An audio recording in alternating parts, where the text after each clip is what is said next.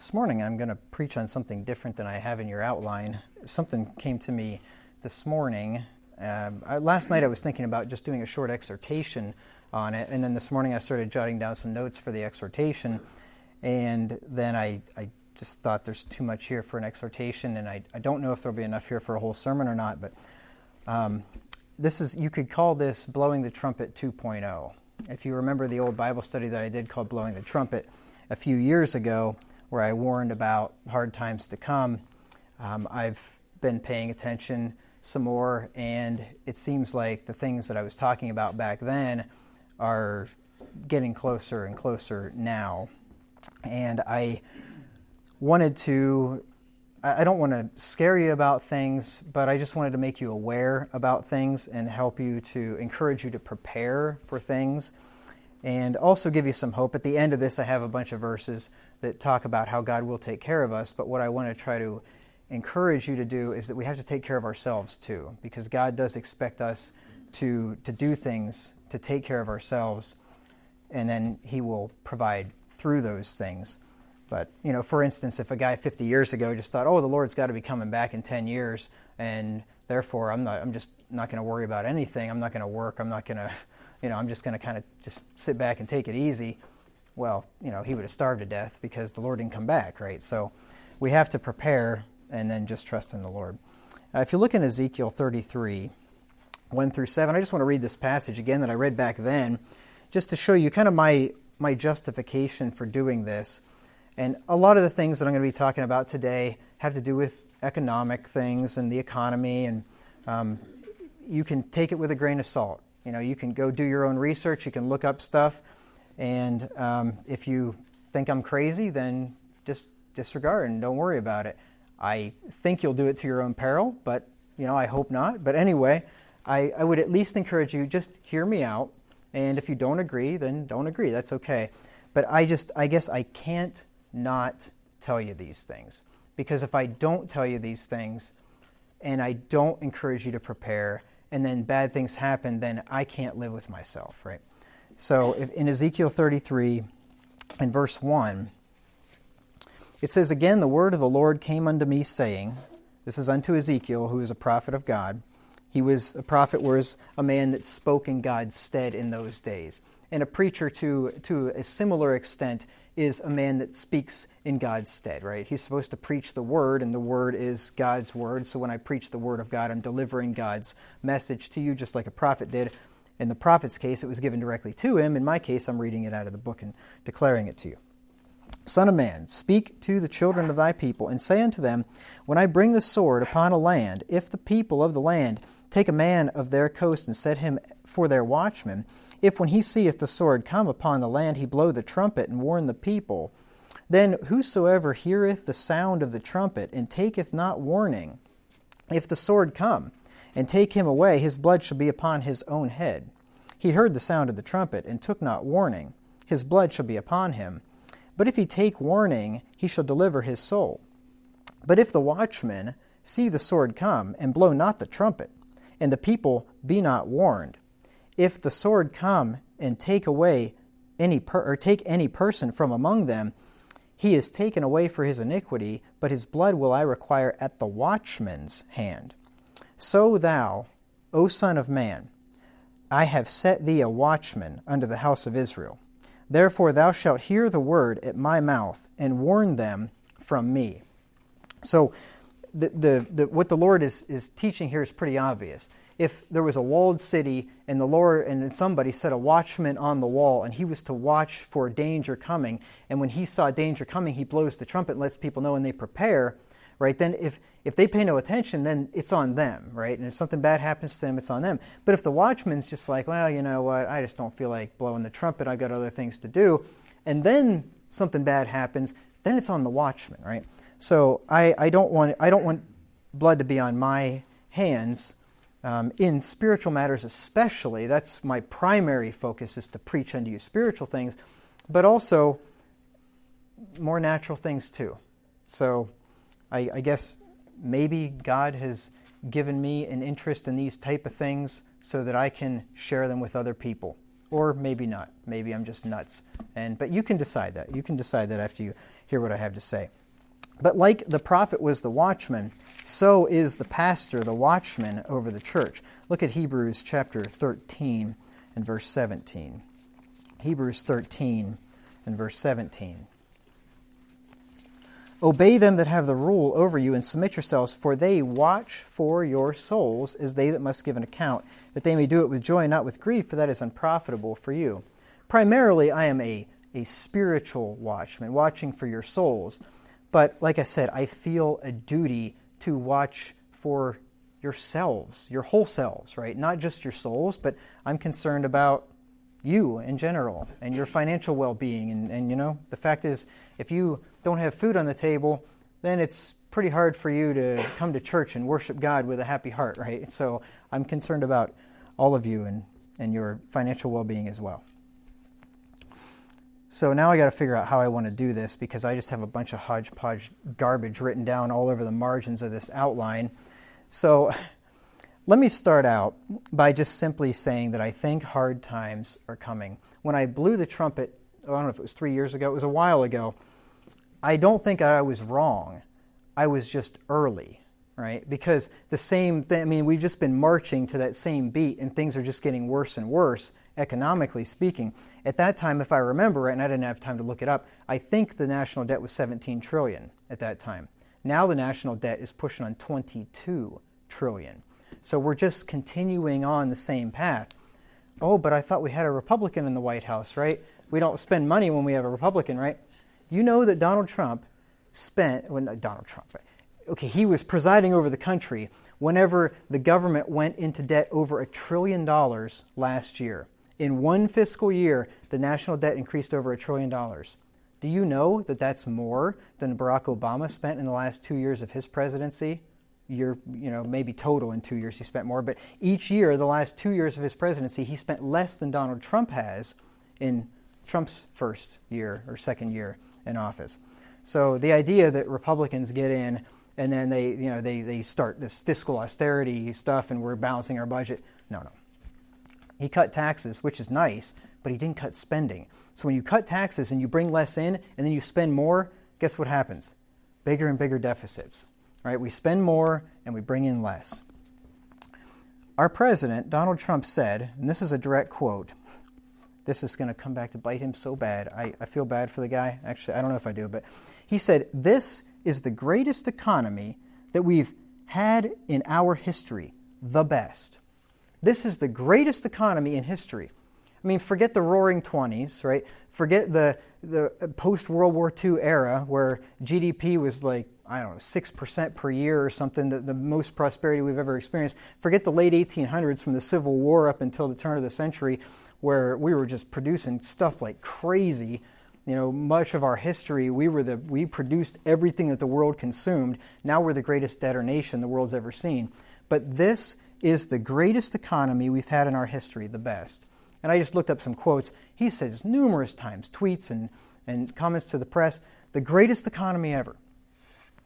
The same president, before he was president, said, quote, the stock market is a big, fat, ugly bubble.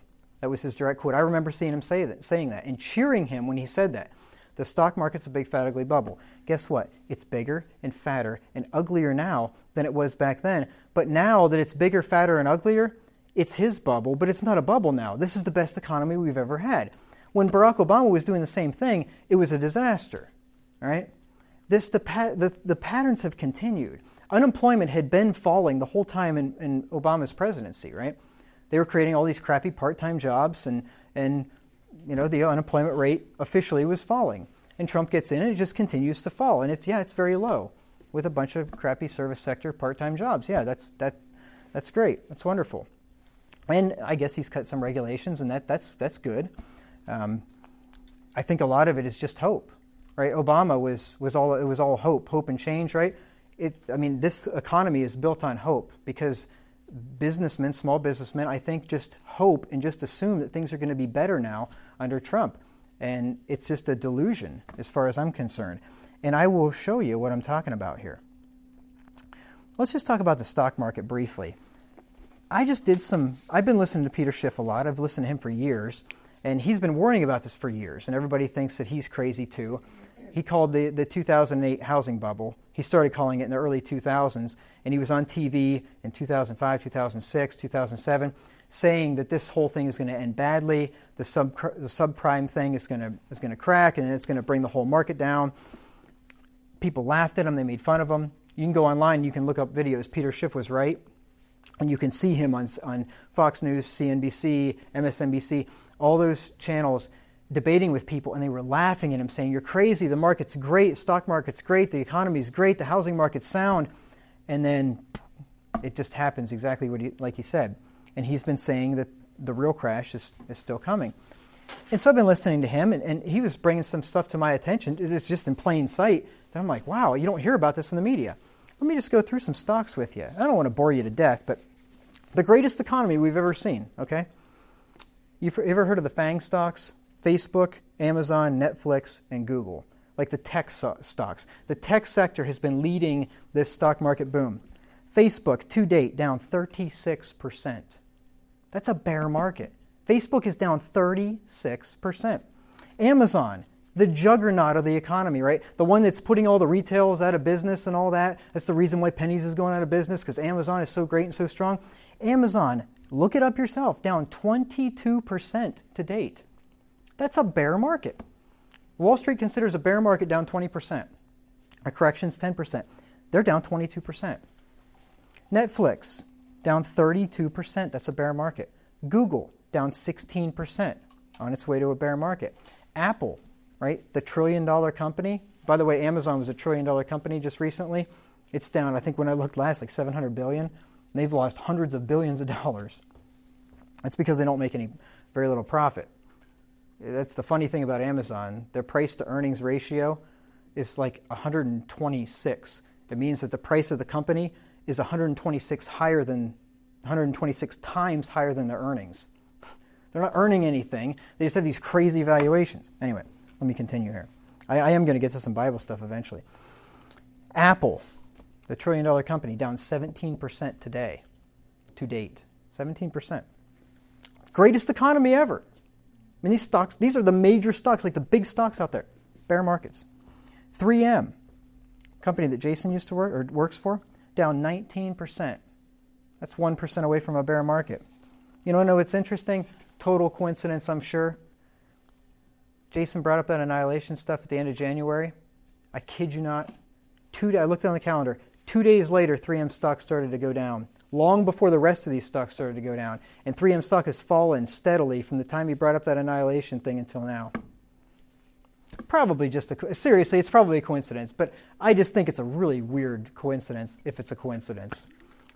It's just strange. It wouldn't be above God to do something like that. GE, General Electric, company been around forever, down 58% to date. 58%. IBM, right, famous company, down 27%. Walmart, just last week, was down 8%. In the last week, it has dropped 8%. Goldman Sachs, one of the biggest investment banks in the country, too big to fail banks, the ones that was about ready to go bust in 2008, and now the banking sector is so solid, right? The financials are so solid. Goldman Sachs down 26% to date. This is the greatest economy ever. The greatest economy we've ever seen. J.C. Penney's, the department store, just down a measly 87% in the last year. No big deal, right? Macy's, down 20%. Bear market. This is a great economy. Everybody's got jobs. Why aren't they spending money? Why aren't they going to Macy's and spending money? Why aren't they spending money at Penny's? Well, because they're buying on Amazon. Oh, right, the one that's down 22%, right? Home Depot. Housing market's great, right? Everybody's spending money on their houses, right? Everybody's got jobs. Housing market's great. People are probably adding on to their houses, right? And they're building new houses and all this stuff. Home Depot, down 17% to date. Lowe's, down 20% to date. That's a bear market. The car sector's doing great, right? Everybody's buying cars. We've had interest rates at zero forever. Cars are great. GM, down 20%. That's a bear market. Ford, down 31%. I'm not making this up. I just looked it up. Get your little app out on your iPhone and look it up. I just looked it up. This is not some crackpot website. I just looked up the stocks just this morning. I mean, you got the new app on your iPhone. Just pull up the stocks, punch them in, get that stock, and just put your finger on the top and put your finger on the bottom of the chart, and it'll tell you how much percent drop it was. You can do it yourself. So there, I mean, we're looking at the technology sector, bear market. We're looking at the auto sector, bear market. Housing sector, bear market. The house builders, their stocks of the big house builders are at like 52-week lows, which means that they're crashing down. I think the whole stock market and the economy is heading that way. I would say, just as a practical point, if you're in the U.S. stock market, I'm not a financial advisor here, but based on what I'm seeing, I would get out. If your 401k or your retirement is in the U.S. stock market, don't take my word for it, do your own research, but I'm just telling you, if I had money in the U.S. stock market, it would be getting out right now. Unfortunately, when you're following guys like Peter Schiff, I got out a long time ago, so I missed out on all kinds of gains. I made the worst financial decision ever. It seemed like a good idea at the time, but I took my 401k out of the stock market when it was at $12,000 when I thought it was about ready to tank, and it's twice that high now, and then put it into gold mining stocks, which were abysmal at that time, and guess what? The stock market doubled and the gold mining stocks halved or a third, and so, yeah, I really screwed myself. I was early. I think I'm just going to hold because I think it's going to work out eventually. It's just sometimes there's just a lot of pain to endure while you wait out a phony bubble market. We're in another housing bubble. I just looked at a chart the other day. Housing prices today are, I think it was 11% higher than they were at the peak in 2008. So at the peak of the housing bubble, whenever it all burst and housing prices crashed down, we're 11% higher today than we were back then. Houses are more expensive today than ever. It's a bubble. It's fueled by low interest rates. The Federal Reserve, let me give you a little bit of a lesson here and tell you why this kind of thing happens. And if you're just bored out of your mind, I'm sorry. I'll get back to the regular preaching next week, but I just got to tell you this stuff. So you had the dot-com bubble back in the 90s. Probably most of you remember the dot-com bubble. Remember when Yahoo and all those internet companies were just it was the new rage, and everybody was buying these companies and Pets.com and all these things. And then in the end of the 90s and the 2000, it all busted, and all those worthless companies became worth what they had always been worth, and people just didn't realize it. Nothing, and they all went to zero. And then Alan Greenspan, the chairman of the Federal Reserve, which is our central bank here in the U.S., he dropped interest rates down to 1%, which was really low because interest rates are typically 5, 6, 7%, something like that. He dropped interest rates down to 1% to revive the economy, because if you make money cheap, then people start borrowing money and start spending money, and they start buying houses and putting stuff on their credit cards or whatever, because money's cheap, right? When money's cheap, people start spending. And the idea is they'll drop the interest rates down and people start spending. And they wanted to create a housing bubble. They even said that. And they did. When they dropped interest rates down to 1%, left them there for 1 year. Okay, so that was historically really low. That had never happened before. 1% for a year. And then he started slowly raising them up. Every few months, they would raise them up. And then it got up, by the mid-2000s, they got up to 5% again. Just that, 1% for a year and then raising them up, that blew up the biggest housing bubble we've ever had. All the money went into housing. It was the first recession that we'd had where housing prices did not fall. And everybody's saying, housing is the place to be. Owning a house, it's like an ATM machine. Housing prices never go down. They're great, right? I'm not against owning a house at all. I'm not saying anything bad about owning a house. But the mentality was back then, buy a house, even if you can't afford it, and it's going to be worth 10% more next year and 10% more the year after that, and then you can keep refinancing and then taking money out of your house because it's worth more than it was when you bought it now, and it's like an ATM machine. It's just great. You just buy a house and you're eternally wealthy. Anybody that's just thinking should think, oh, wait a minute. Why would I buy an asset that's getting older every year and I got to put money into it every year? Why would this asset continue to appreciate in value? That doesn't make sense, right? Unless you happen to be in some really hot hot area of the country where everybody wants to move there, and then the property values continue to rise or something like that. That might be a natural reason why housing prices would rise. But in general, you wouldn't think housing prices would rise, right? They might stay level or even go down over time because they are depreciating, right? That's kind of how it works. Well, so then the whole housing market ended up blowing up. And it was basically due to those low interest rates. They want to blame it on the free market. They want to blame it on banks with bad lending standards and all that stuff. But the fundamental thing was the low interest rates. If the interest rates wouldn't have been super low, the banks wouldn't have made all the bad loans, and everything cascades from there. Well, you probably remember this, but after 2008, the Federal Reserve then took the interest rate, which was at about 5%, and dropped it down to 0. And it was at 0 for, I think, 6 years. And then they slowly started raising it every 2 or 3 times, 4 times a year. And now it's at, I think, 2% the last time I looked. I think they're at 2%. So for about almost 10 years now, just about 9 years, interest rates have been at 0 and then just barely above 0 for all this time. This is unheard of. Unheard of. The biggest housing bubble we ever had was caused by 1% for a year and then raising it after that. This has been 0% for 6 years and then raising it after that, and we're not even nearly as high as they were back when the market crashed.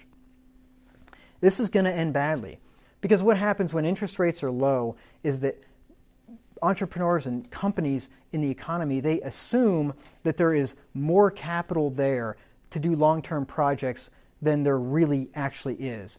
Because if people are saving money naturally, then interest rates will start to go down because the banks will have a lot of money to lend, and then they're going to start lowering interest rates to try to entice people to borrow the money, right? If they have a bunch of money to lend, they're going to lower the interest rates because then, supply and demand. If you have a lot of supply, then the price is going to go down. Well, but and that's a good thing, but whenever the government, the Federal Reserve, artificially lowers the interest rates, then it looks like people have been saving a lot of money. It looks like there's a lot of resources saved in the economy. And then businesses that want to do long-term projects, this is a great time because interest rates are really low, so I can take on this project that's going to take 5 years, 10 years to complete, building a new plant somewhere or something. And interest rates are low. People have deferred their spending. They've been saving a lot of money. It seems like this is a great time to invest in this long-term investment. And then eventually, whenever it's done, then since people have been saving, they're going to be ready to start spending, and it'll all work out.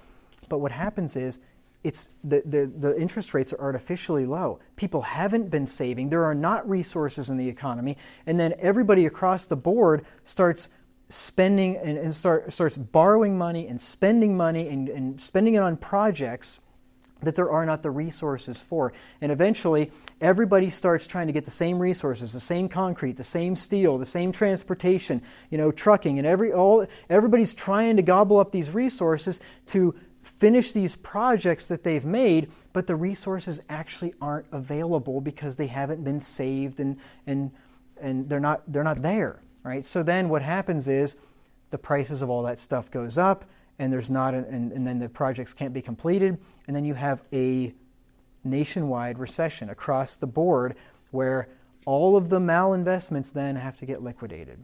I probably just getting into a lot of detail that I don't need to, but anyway, that's the explanation of why interest rates cause these booms. So you'll see when the interest rates go low, the economy starts booming, and then you get this bust.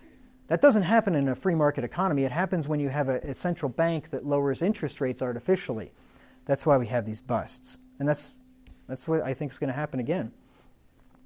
Car bubble. Cars have been they've been given 0 interest loans on cars for a long time. I don't know if they still are, but the cars are starting to tank. I just showed you the stocks of some of the major car manufacturers, and this is going to be a problem. They have extended out loans to 6 and 7 years for new cars. It's crazy. You get to the point where you'll be underwater in your car because you've extended the loan out so far, and the depreciation of the car, people are going to stop paying for the cars, and you're going to have all these repos, and it's not going to be good for these companies. I think that this coming crash is going to be a lot worse than the 2008 crash because the problems were never corrected. In 2008, if they would have just stepped back and said, you know what, we're just going to be hands off, we're going to let the chips fall where they may. We're not going to bail out the banks. We're not going to bail out GM and Chrysler, the big car companies like they did.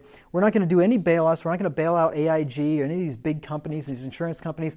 We're just going to let them go broke. We're going to let them go bust. The banks that overextended are going to go bankrupt. They're going to die. And other banks that are better maintained will step up in their place. But they didn't do that. They bailed out the bad actors, and they printed a whole ton of money. The Federal Reserve quintupled its balance sheet.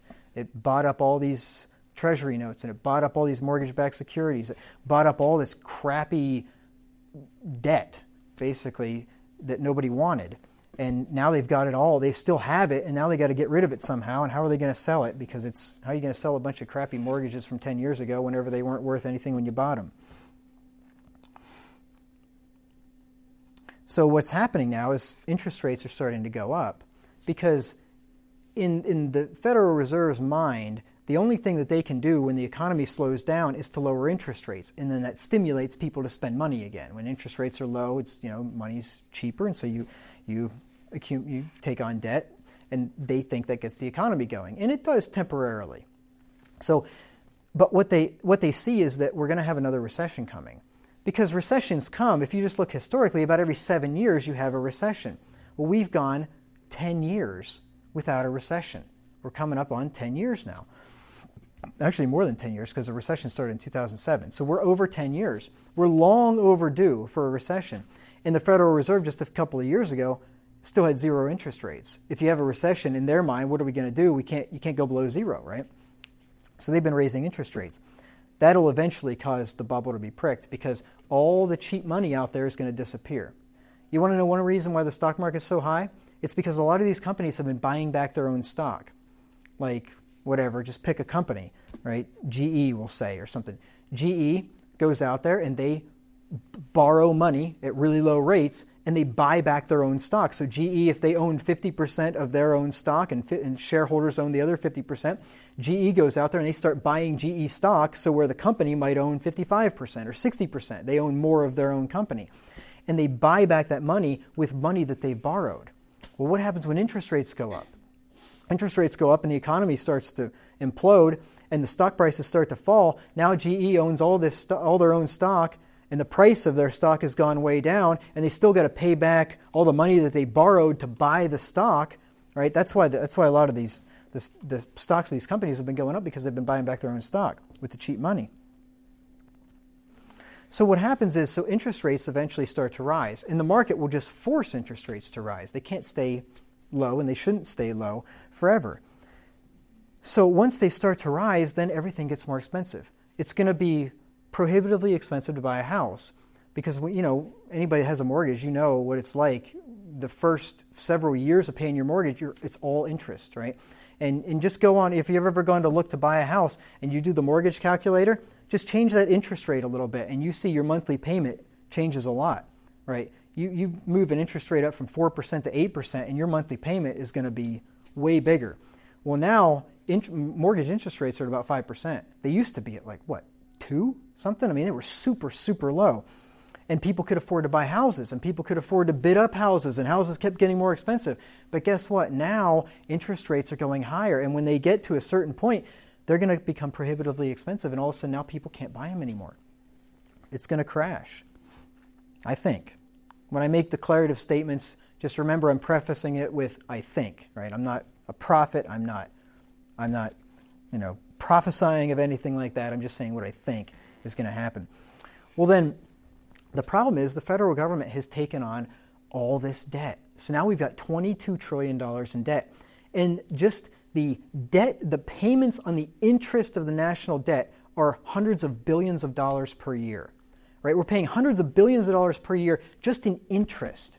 When interest rates go up to a certain point, it gets to, and the debt keeps growing, the interest payments on the debt will consume the entire federal government's budget. So if they bring in $3 trillion a year, $5 trillion a year, eventually the interest will get to be where all that money is paying on that. What's going to happen when that happens? Where do the Social Security payments come from whenever the entire national debt, the interest on the national debt is taking up the entire national budget. Where do Social Security payments come? Medicare payments, right? Disability payments, all that stuff. What happens? Social Security and Medicare are the two biggest things in the federal budget. They're huge. And people think they're going to be around forever. They're not going to be around forever. And I mean, I don't think they're going to be, my lifetime is not even a question, I don't think. But who knows? They might not be around in a few years. Or if they are around, the money that they are paying out is not going to be worth what the money is today, right? Because what's going to happen is, who knows? But what could very well happen is the government will just try to print their way out of the crisis. They'll just try to print money, right, to keep everything going. But what happens is eventually when you print money like that, then prices start to rise. So maybe Social Security is sending out $3,000 a month now, or whatever they're sending out, and you could live on $3,000 a month now. But when they start printing money, right, and then all of a sudden it takes twice that much to live, then maybe they're still sending out $3,000. Yeah, whoop-de-doo. But it doesn't buy anything, right? That's the danger. There's not only that, but you have a demographical problem where you had a lot of baby boomers back after World War II, and in those days when the baby boomers were all starting to work, you had, I don't know if it was 7 or 8, I forget, 7 or 8 workers, I think it was, for every person collecting Social Security. Now we got a demographic shift. Now people haven't been having kids like they used to. Now all the baby boomers are all retiring, and now you get the next generation that, number one, aren't making nearly as much money as the baby boomers were in a lot of respects. And then number two, there just aren't as many of us. And now you have, I think, and I don't remember, 3 or something like that, 3 people paying every retiree now. It ain't going to work, right? It is a system that is doomed to failure. When interest rates then start going up, and the federal government has less and less money because of paying the higher rate on the debt, then something's got to give. Now, if they try to lower interest rates, right? If the government's like, we can't make these payments anymore, let's have the Federal Reserve lower interest rates back down, then they'll destroy the dollar. Because when you lower interest rates back down, that means that you're printing a lot of money to keep those interest rates down. You're suppressing those interest rates by producing a lot of money. And I won't get into all the mechanics of how that works, but that's how it works, basically. Well, then you're between a rock and a hard place. Because if you try to keep the interest rates low by printing a whole bunch of money, then prices start to rise in the economy, right? So then you're going to have runaway inflation. So if you're going to allow runaway inflation, that's bad because every year things get more and more expensive, right? And your paycheck goes less and less. And you have a real economic crisis at that point. If they decide, we can't let inflation get out of control, we got to jack the interest rates back up. That's how you stop inflation. You guys remember the 1970s, right? You remember the inflation of the 1970s, right? Inflation was getting pretty high, like 10% or something like that. Paul Volcker, you remember Paul Volcker? He was the chairman of the Federal Reserve that Ronald Reagan appointed. Paul Volcker came in and increased interest rates to 20% to curb inflation. 20% to bring inflation down. And it's a good thing he did, or they would have crashed the dollar. The dollar would have been toast way back then. But it took 20% interest rates to bring inflation under control. 20% interest rates now would consume the entire federal budget. You couldn't possibly have anywhere near 20% interest rates. So whenever inflation starts to take off and they try to raise interest rates, the federal government goes broke. Social Security checks don't come anymore. Just period. It's just not going to happen. There's just no other way to get around it. So either you destroy the value of the dollar and prices go through the roof, or else you raise interest rates to save the dollar, and then the federal government's insolvent and they can't pay out the Social Security checks anymore. They can't pay out the Medicare. And then things are going to get hard. And people that are depending on that are going to be in trouble, right? I'm not trying to scare anybody. I'm just telling you what's going to happen, likely. I don't see any way around this. It's just mathematics, right? It's like trying to fight against gravity.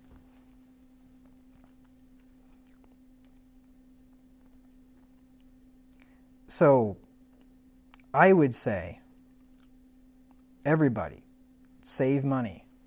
Make hay while the sun shines. Because I think there's hard times coming. And I don't think that they're too far away. I could be wrong. The thing is, if I'm wrong and you make precautions and you save money and you take care of yourself, you're just better off, right? If I'm right and you take my advice, then hopefully you can weather the storm and get through it all, and then who knows what. I don't know if the government declares bankruptcy or whatever they do, I don't know. But whatever happens, hopefully you can weather the storm. But if I'm right and you don't pay any attention, then things are going to be hard, right? So I'd say make hay while the sun shines. I would encourage you to buy some gold if you don't have any already, because gold is a hedge against inflation. The price of gold pretty much remains, in purchasing power, remains stable across time. So the price of gold goes up and down, but it goes up and down inversely proportional to the value of the dollar. So whenever the value of the dollar goes down and prices of things go up, the price of gold goes up too, right? So if it took an ounce of gold to buy a fine suit back in the 1900s, right, which is about what it took, and a fine suit cost $20 back then, and an ounce of gold was $20, right? So if you get a fine suit that costs $20 and an ounce of gold is worth $20, so you can buy a fine suit for $20. Now in 2018, an ounce of gold is $1,200. What's a fine suit cost today? $1,200, something like that. A nice, really nice custom tailored suit. The ounce of gold would buy a suit back then, it'll buy a suit now. But the price of the suit has gone from $20 to $1,200, but the ounce of gold will still buy it, you see? So gold will protect against inflation. So I'd recommend, if you don't have some, getting some. If you like to invest, like I said, do your own research, but gold mining stocks are at multi-year lows now. They're doing very, very badly because everybody thinks the economy is so great. The price of gold is doing badly. Everybody thinks the economy is so great. You don't need gold because gold is where you go whenever things are bad, right? Might be a good place to invest. I'd say to save money. If you have debt, pay it off, because having debt is not a good place to be. When you lose your job and you got debt, that's a bad thing. I'd say keep working. Keep working as long as you can, because hard times are coming, and retiring at this point in time, I don't think would be a good idea, because if you retire now and then maybe this thing gets postponed for 3 or 4 years, then all of a sudden you're going to try to go back into the workforce, if you can even get a job then, and try to go back into the workforce when you've been out of the workforce for a long time, and getting back in is going to be a difficult thing to do. So I'd say make hay while the sun shines. Save money, pay off debt, use some of that money you save to invest in gold. I would recommend. I think we're going to have stagflation again. You've heard of stagflation in the 1970s, which is stagnation. So you get stagnation of the economy, and you have inflation of the currency. So you have economies not doing well, but prices are rising at the same time, which is the worst of both worlds. And that's why the 1970s were bad. And the Keynesian economists were befuddled by this, because in their mind you can't have both. If you just print a bunch of money, then you get the economy going. You might have inflation, but the economy's rolling along, right? And if you stop printing the money, then your prices are going to go down, but then the economy is going to go down too. But what happened in the 70s was prices continued to rise and the economy was in the toilet, right? I think that's what's going to happen again.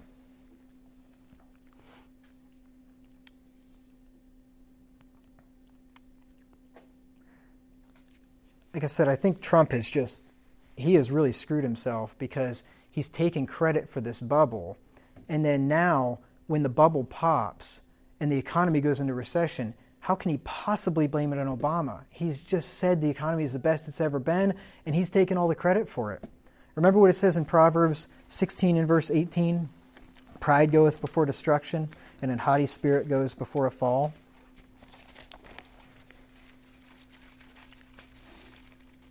And then this leads to even worse outcomes. Proverbs 16 and verse 18, pride goeth before destruction, and an haughty spirit before a fall. He's a proud man. Like him or hate him, I think everybody agrees he's a proud man. I mean, he would admit that he's a proud man. And I don't think it's going to end well for him. There's another verse, Proverbs 18:12. Before destruction the heart of man is haughty, and before honor is humility. It's so funny. People are just so oblivious to this. People, the talking heads on TV, everything's just great. I mean, it's just all roses and the economy's great. Yeah, maybe a little pullback, a little correction, no big deal, but everything's just wonderful. It's like nobody can ever, they can't look back 10 years ago and remember what happened and see the same things are happening now. It's amazing to me.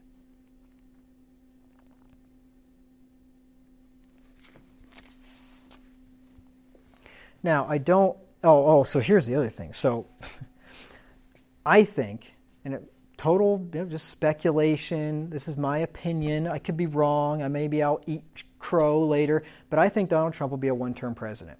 Because I think it's unlikely that the economy is going to last another 2 years before we go into recession. If the economy goes into recession, he's going to be a one-termer. He's not going to, if he was smart, he would announce right now that he's not going to run for re-election, and then he'd have an out, and then he could blame it on somebody else. But I don't think he's going to do that. But I think he'll be a one-termer. And if the economy goes into recession, it's all going to be blamed on capitalism. Because Trump's a capitalist, right, supposedly. It's going to be blamed on capitalism. It's going to be blamed on the tax cuts. If Trump wouldn't have cut taxes, the economy wouldn't have collapsed. He cut taxes, he cut regulation, and the economy collapsed. That's not why the economy collapsed, right? If he would have cut taxes and cut spending, that would have been a great thing. Cutting regulation is a good thing. The economy collapsed because it's a bubble, and it's false prosperity, and it's bound to collapse, but they're going to blame it on those things. They're going to blame it on the tax cuts. They're going to blame it on the cutting the regulations. And then what happens if we're in a recession and it's all blamed on capitalism? Then a guy like Bernie Sanders, or somebody even worse than Bernie Sanders, a Democratic socialist, there are Democratic socialists that are getting elected to office now, right? There's a wave coming in, and you get a real Bernie Sanders type in there, and then things really get bad, because then you go Venezuela route or something with just all-out socialism, and the government socializes everything and takes over industries and starts sending out all the welfare checks and the unemployment checks and all this stuff, and it goes from bad to worse. And if we get that, we deserve it. We deserve it. This is a wicked nation. I mean, I don't need to tell you that. We got a nation full of people that love murdering babies, that love sodomites getting married, that defend transgender weirdos and all kinds of, just you name it. You know what's all out there. It's a wicked country. So I don't want to leave you without hope. If you turn to Matthew chapter 6, I told you I'd get to some verses here at the end. Hopefully the latter end of this sermon shall be better than better than the beginning. Matthew chapter 6.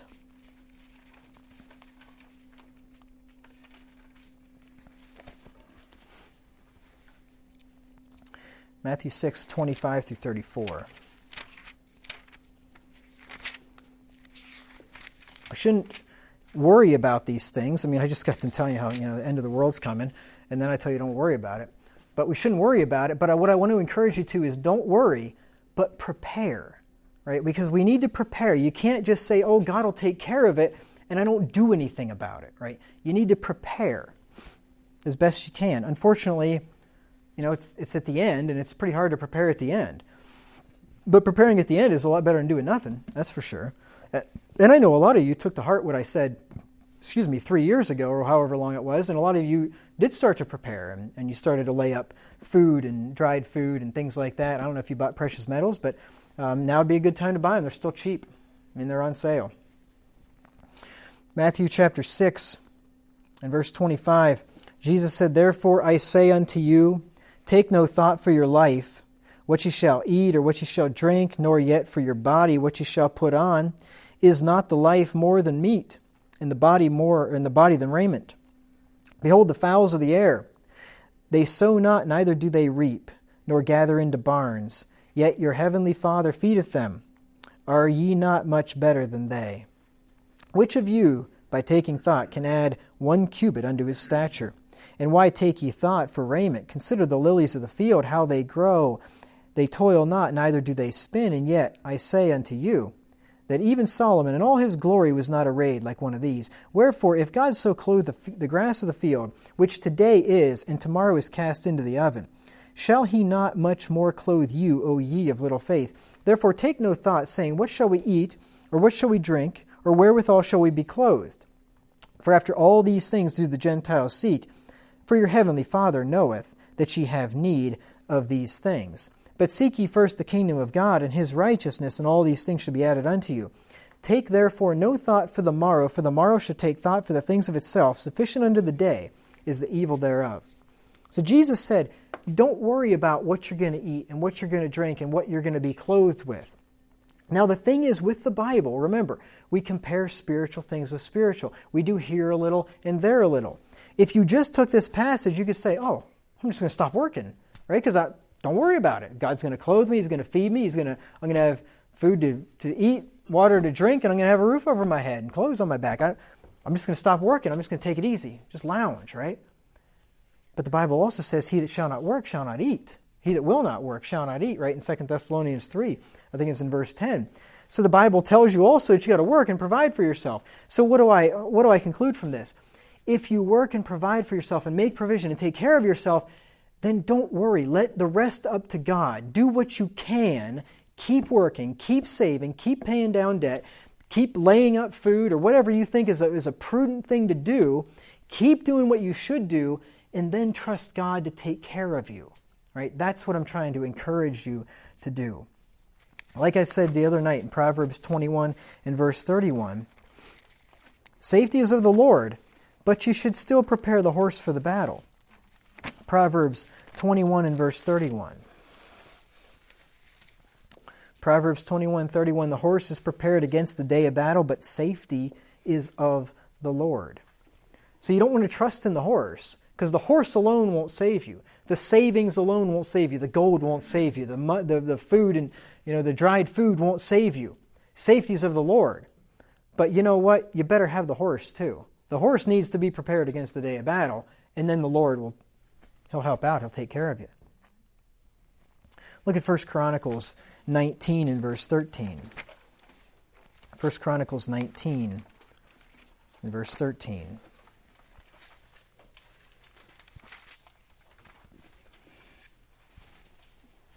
And I feel bad for older people, because older people have less time to prepare for it, if they're not prepared for it, than younger people do.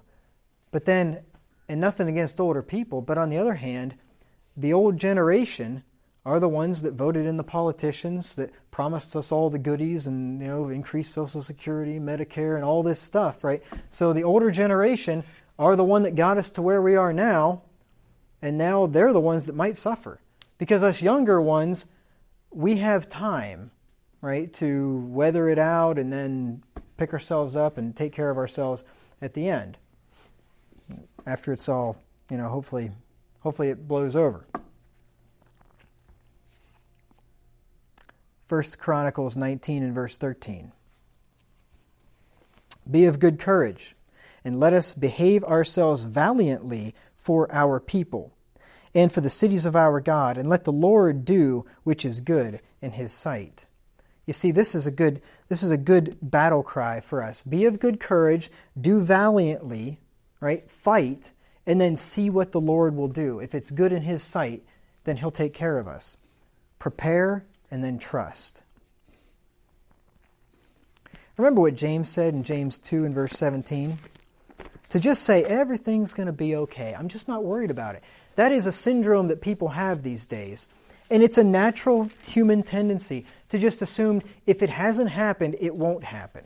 Right? Everything's been okay. You know what? I mean, the government's been printing money like crazy, but we really haven't gotten much inflation yet. It's going to be okay. Everything's going to be all right. And that's what we tend to think.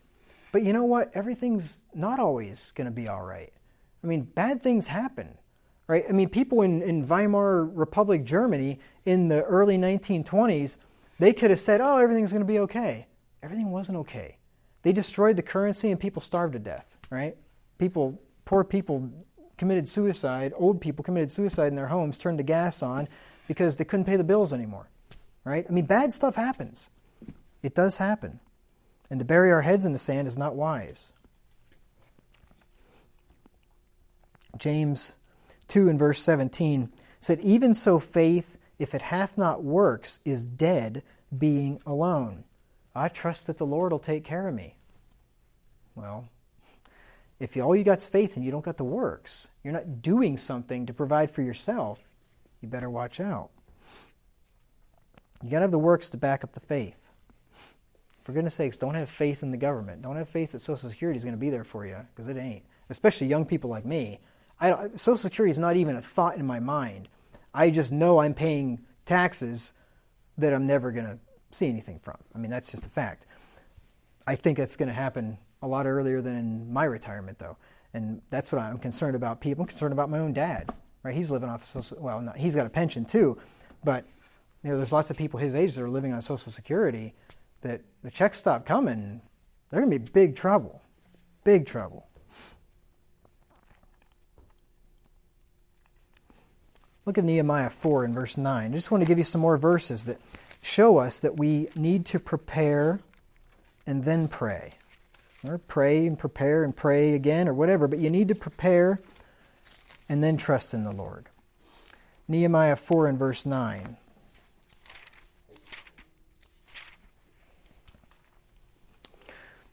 This is when they were rebuilding the wall in Jerusalem, and they had enemies that were trying to stop them from doing the work of the Lord. And it said, Nehemiah says, nevertheless, we made our prayer unto God. So we're going to trust the Lord, right? And set a watch against them day and night because of them. So we prayed, we trusted, but we also set a watch, right? We also put a guard out there to make sure that nobody comes in here and harms us. Look at Proverbs 27, verses 23 through 24. Proverbs 27, 23 through 24.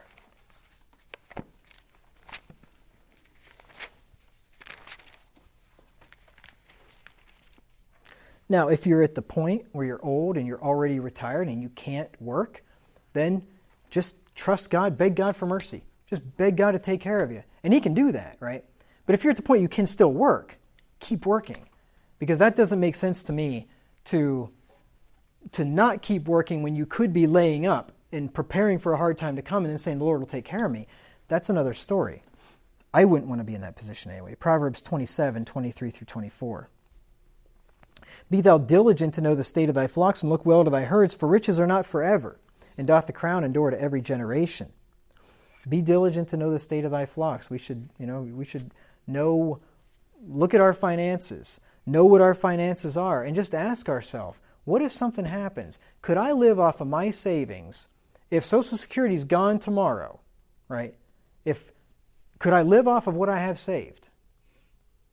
And I would say that the vast majority of this country, the answer is absolutely no, not a chance. Not a chance. And that's a scary position to be in. When the government check stops coming, can you eat dinner tomorrow? Right? I mean, that's a scary position to be in. I wouldn't want to be in that position.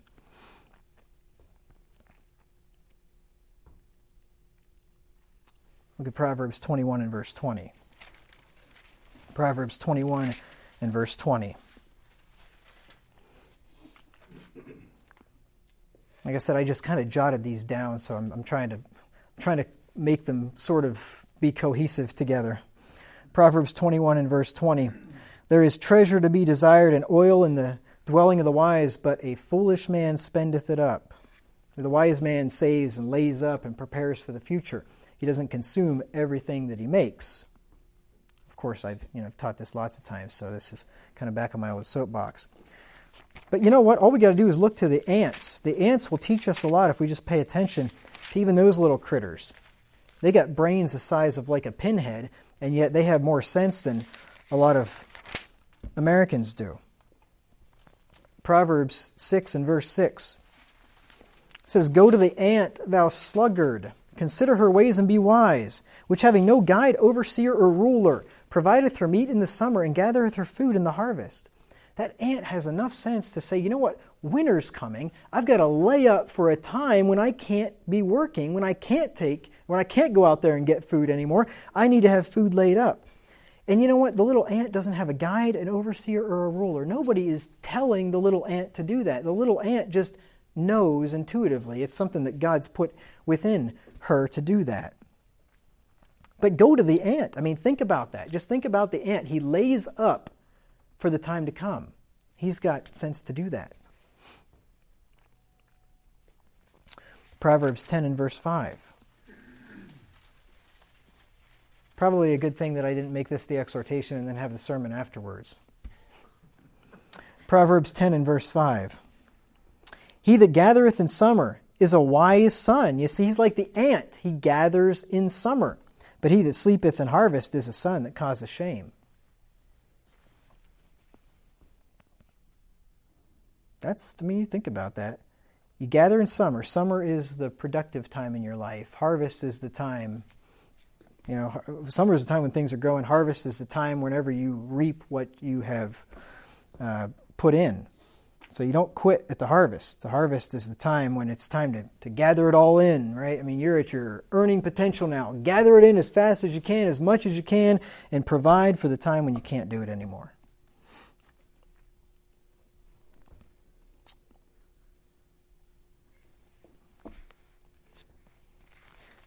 Now, God will provide. I want to leave you with some comforting verses now. Philippians 4 and verse 19. I want to leave you with some comforting verses. So after we've prepared, we trust God and we trust Him that He will make good on His promises and that He won't let us be desolate. Philippians 4 and verse 19.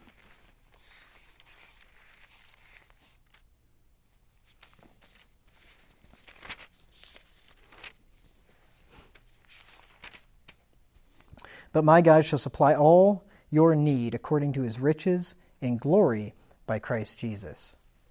He shall supply all your need, not all your desire, right? Not all your lust, but all your needs. So He will take care of our needs.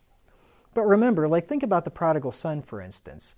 The prodigal son, through foolish decisions, ended up eating husk with a swine for a while. So, yeah, God will provide all of his needs according to His riches in Christ Jesus too, whenever he, stops being a bonehead, right? So, like I said, once again, we have to qualify these verses with other verses that say that if we prepare and take care of ourselves, then God will make sure that our provision is met. Look at Psalm 34, 9 through 10. Psalm 34 and verses 9 through 10.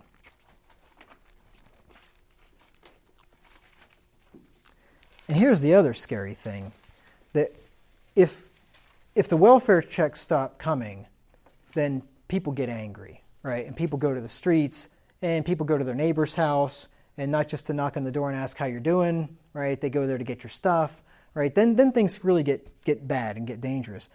And honestly, I think when the Social Security checks stop coming, the same thing's going to happen.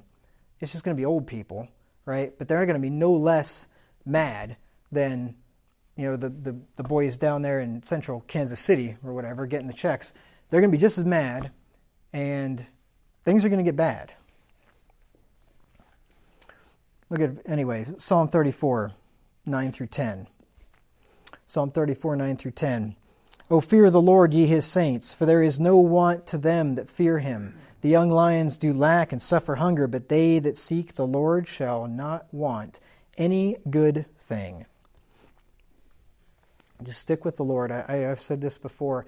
The place that I want to be, no matter what happens, but especially if bad times happen, I want to be in the church, right? I want to be here in the church, come what may.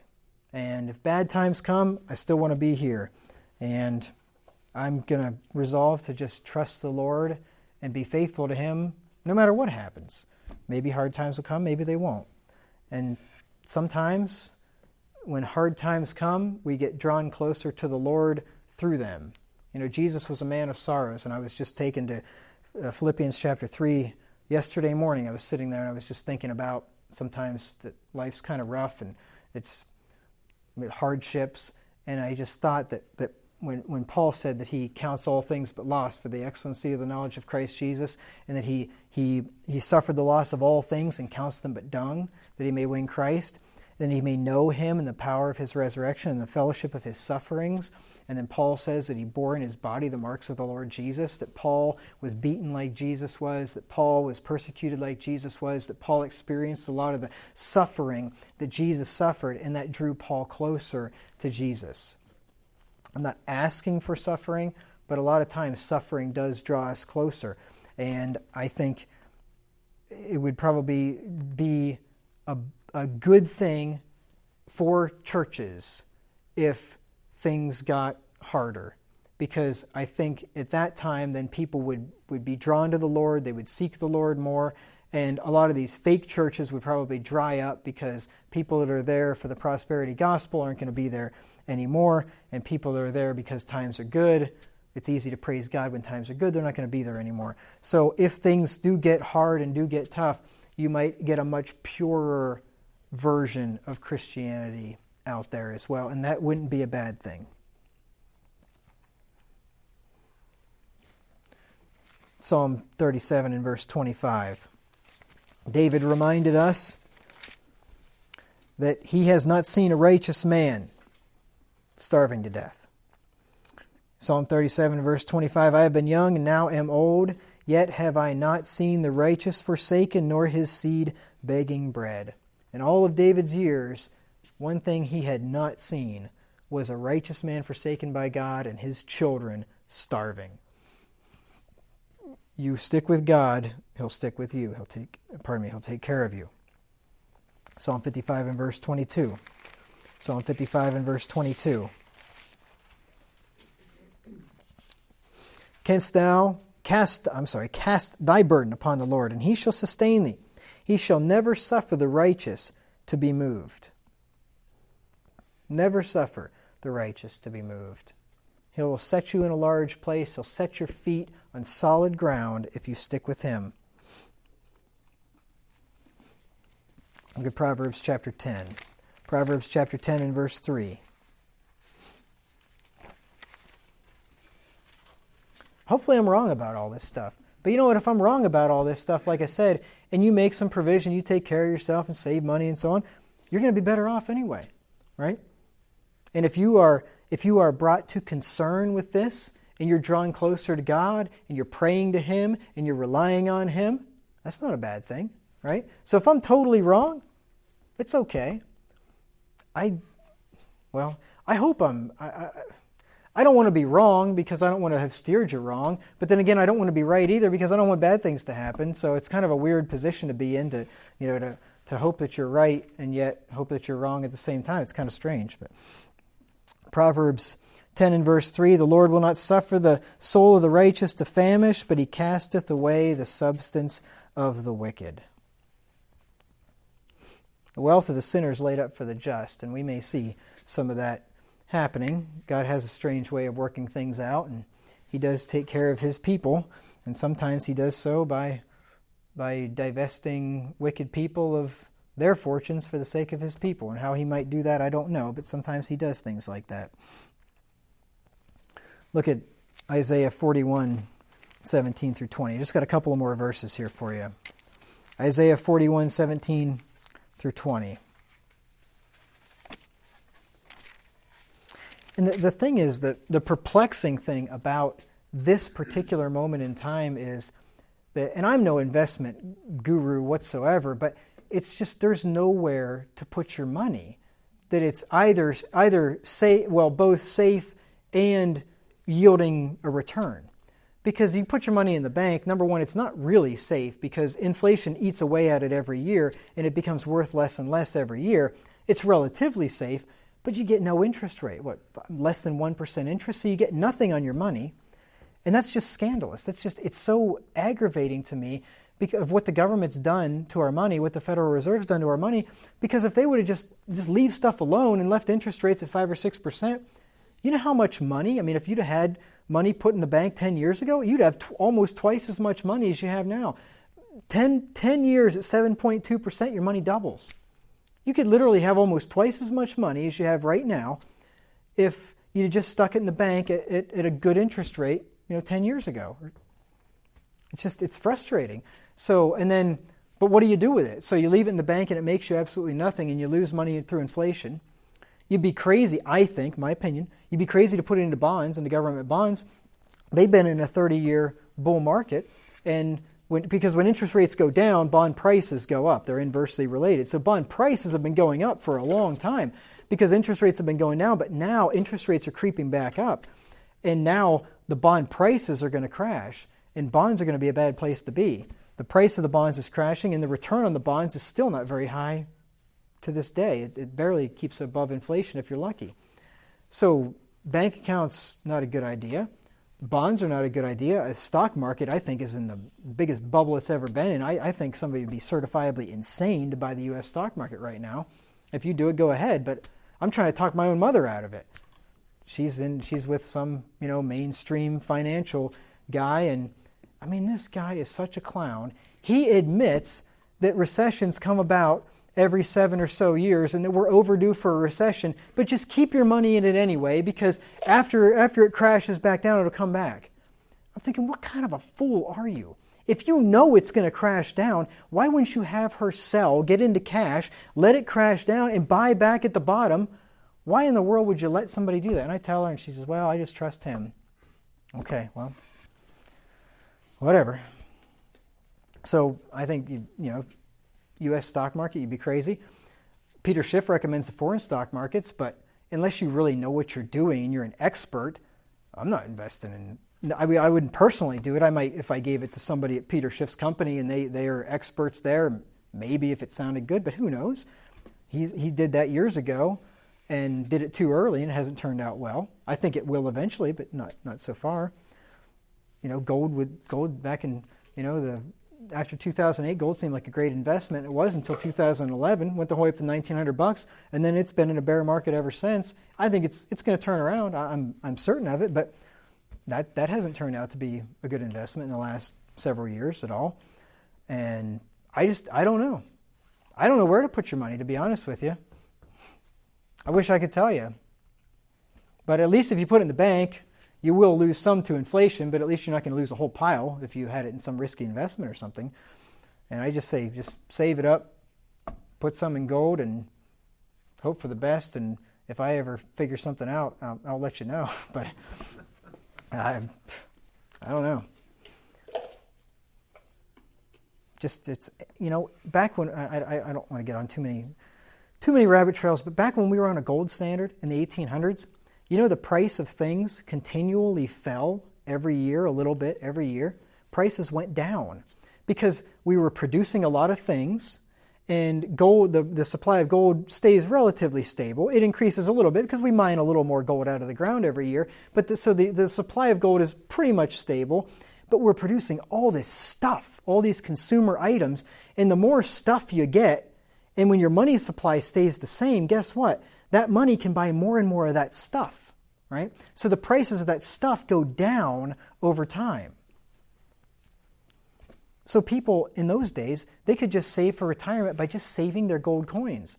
And those gold coins become more valuable over time. Nowadays, you'd be crazy to save for retirement by saving up dollar bills and putting them under your mattress and saying, in 30 years, I can't wait to retire on these things. In 30 years, they're going to be worth a fraction of what they are now. Right? So you wouldn't want to do that. So it's just frustrating because they've robbed us by fiat money, by paper money, and then by inflating the money supply. They have literally been robbing us. They rob you of your retirement. They rob you of your savings.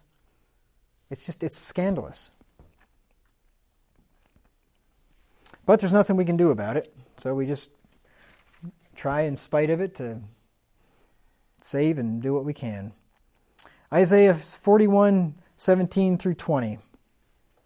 Isaiah 41:17 through 20. When the poor and needy seek water, and there is none, and their tongue faileth for thirst, I, the Lord, will hear them. I, the God of Israel, will not forsake them. I will open up rivers in high places, and fountains in the midst of the valleys. I will make the wilderness a pool of water, and the dry land springs of water. I will plant in the wilderness the cedar, the shittim tree, and the myrtle, and the olive tree. I will set in the desert the fir tree, and the pine, and the box tree together. that they may see and know and consider and understand together that the hand of the Lord hath done this, and the Holy One of Israel hath created it. God says, when the poor are thirsty, I will make rivers in the desert, in the wilderness. God will take care of us. And let me give you one more verse. One of my favorites. Habakkuk chapter 3. Just remember that no matter what happens, no matter how bad things get, resolve to yourself that you are going to be faithful to the Lord, that you are going to joy in the Lord. That's what I do. Habakkuk 3, 17 through 18. It says, although the fig tree shall not blossom, neither shall fruit be in the vines, the labor of the olive tree, the labor of the olive shall fail, and the fields shall yield no meat. The flock shall be cut off from the fold, and there shall be no herd in the stalls. Yet I will rejoice in the Lord. I will joy in the God of my salvation. So even though things are going bad, the economy's bad, right? The olive trees is failing, and the flocks are cut off from the fold, and I've got no olive oil, and I've got no meat, and I've got no food, and my crops are failing, no herd in the stalls, yet I will rejoice in the Lord, I will joy in the God of my salvation. Because after all, the worst thing that's going to happen is you're just going to starve to death, and then you're going to go to heaven. So it's not really that bad, right? Hopefully it doesn't come down to that, though. We'll trust in the Lord and just believe that He'll take care of us. And in the meantime, prepare, work, save, and get yourself some gold and guns to protect it.